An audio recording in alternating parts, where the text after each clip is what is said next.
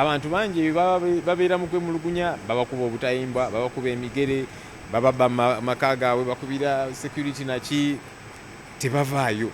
Naye kati olw'okubanga abaana abato bagamba twagala okwemulugunya ne badeployinga buli wamu, ekiteetaagisa okuteekawo embeera eteetaagisa. Bano baana baatulaze nti bajja mu mirembe, tebalina buzibu bwonna, basembere baleete ebiwandiiko, baleete okwemulugunya kwabwe, ffe ng'ababaka weetuli. Kubanga nawulidde mpu ofiisi ya sipiika yagambye terina muntu yenna gwe yagala kwaniriza oba ki. Ffe ababaka abalala weetuli. Leader of opposition wendi, ababaka aba opposition we bali n'ababaka abalala, kubanga enguzi teruma just ffe aba opposition, ffe abalala weetuli. Bajje batuwe ensonga zaabwe tuziwulirize. Bo kye baagala tebazze kulwana oba ki. Okwekalakaasa kwonna naddala bwe kutabeera violent kukkirizibwa. Eyeekalakaasa bwa making sure nti nno talinyiridde eddembe lya muntu mulala, tewali nsonga yonna lwaki omuntu agiwako eddembe. Okwekalakaasa y'engeri emu omuntu gy'aba alagamu obutali bumativu bwe ku ebyo ebigenda mu maaso.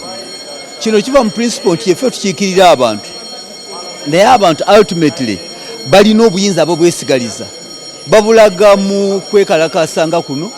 Kyova olaba nga ku lwange bwe baba nga tebalinyiridde eddembe lya muntu mulala, bwe baba nga teboonoonye bintu by'abantu, ate kikwata ku poliisi, ssemateeka n'amateeka ne kkooti za kirambulula dda.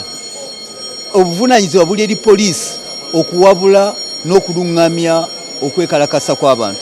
Neso si kuziyiza okwekalakasa kubeera mu mateeka g'eggwanga. Sookera ddala tuli bennyamivu nti Parliament olunaku olwaleero eringa eri mu buwambe, nti abantu abalina eddembe lyabwe okujja okwekalakasa olw'ensonga ate nga bajjidde ddala mu mirembe, nga bagambye ffe tujja mu mirembe, tujja kujja n'ebipande byaffe, ne babakwata ne baggalawo emirimu gy'abantu ne gifa, ate nga constitution ekikkiriza kye bazze okukola. So tukivumirira era tugenda kwongera eddoboozi lyaffe okulaba nti abavubuka bano baweebwa omukisa nabo okwetaba mu nzirukanya y'eggwanga. Tebalina musango gwonna gwe bakoze. In fact abakuzizza emisango be basirikale abazze ne beetooloola Parliament. Ebyo nno byaliwo mu regimes ziri ze bajja okulwanisa, General Museveni ze yajja okulwanisa, kubanga yategeeza abantu naye kati Parliament mpambe n'ababaka batidde okujja. Abamu balina ne we babagaanidde ku checkpoints ez'enjawulo okulaba nti tebatuuka. So tulina okulaba nti enguzi abavubuka gye boogerako ekendeerera ddala, naddala mu bantu abalina obuvunaanyizibwa okulaba nti babeera ne ssente z'omuwi w'omusolo. Kye tutagenda kukkiriza ye poliisi n'amagye okukolesa obuyinza bwabwe mu bukyamu mu ngeri etali ntuufu mu kuprotectinga omuntu omu oba enguzi abantu abo be bagamba nti baagirya nekitwaliramu ekifaananyi kya Parliament yonna nti buli omu ali enguzi. Bazungira ku buli kimu, beera serious. Bw'oba olina ky'ogamba simba omulamwa gutegeerekeke, naye ozunga wano ate gundi kakati ate ono simanya gundi ate gundi ate enkoko yalidde emmese. Ate nze kyenjagala beekalakaase bwe bati beesimbewo ku bifo ebyo. Ye ndeekalakaasa esinga bajje wano bateese bye baagala. The protest is a right, but then what? To achieve what now?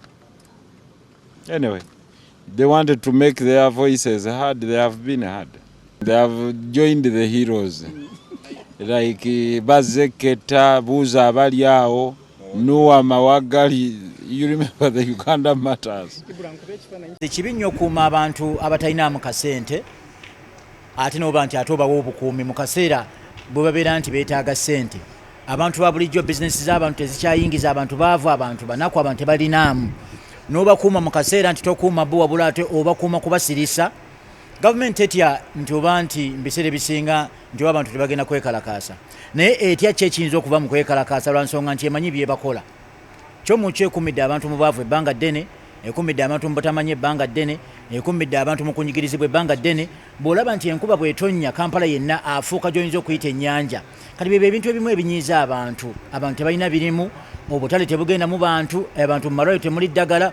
Nze nnyina omu ku oluganda lwange nakyewunyiza nnyo, yafuna obuzibu ku mutwe naye olwagenze emulago bajjayo kano ka drill no bakayito ka grinder kana akasala ebyuma nene basika busisikkate ne bwe bati ne bomugulu omusawo omutwe gw'omulwadde na omusawo omu n'aguteeka mu bisambi bwati n'asala omutwe gubejjula ng'omuntu abajja akabizzi.